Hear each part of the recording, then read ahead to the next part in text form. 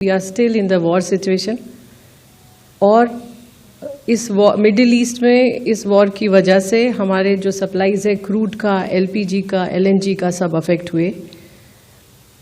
Crude का price, बाकी products का प्राइस भी इंटरनेशनल मार्केट में बढ़ा, बट भारत सरकार ने कई स्तर पर कई इम्पॉर्टेंट डिसीजंस लिए और इस सिचुएशन को बहुत इफ़ेक्टिवली मैनेज करने के लिए आज की तारीख में we have sufficient crude inventories और अगले 2 महीने के लिए supplies have been lined up. Situation is comfortable with respect to LPG and PNG also.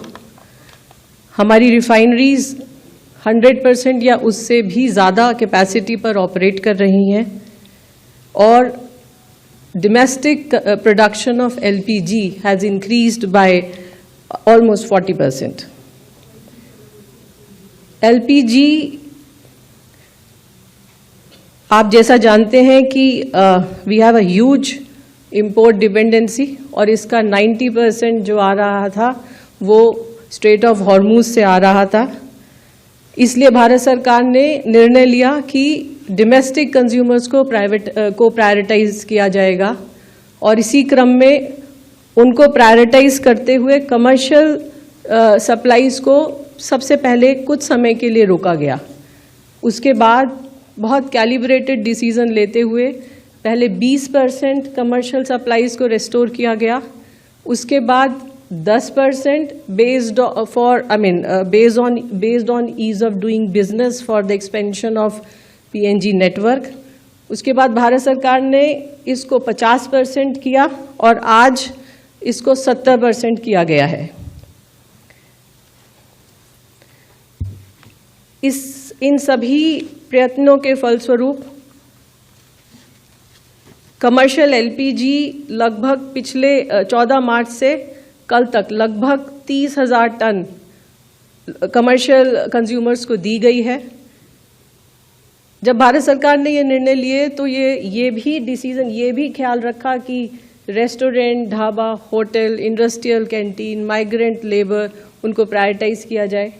इसके अलावा जो आज ऑर्डर दिया गया है उसमें ये स्पष्ट रूप से कहा गया है कि priority shall be to steel, automobile, textile, dyes, chemicals and plastics.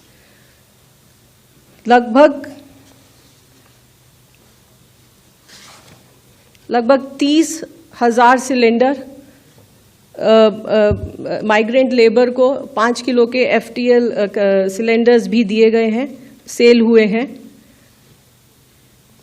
ये सब बताने का कारण ये है कि मैं ये दोबारा से स्पष्ट करना चाहती हूँ कि हमारे पास सफिशिएंट अमाउंट में क्रूड अवेलेबल है, पेट्रोल डीजल पर्याप्त मात्रा में उपलब्ध है, एलपीजी की सप्लाईज इंश्योर्ड हैं, एलएनजी की सप्लाईज इंश्योर्ड हैं, पीएनजी की सप्लाईज इंश्योर्ड हैं।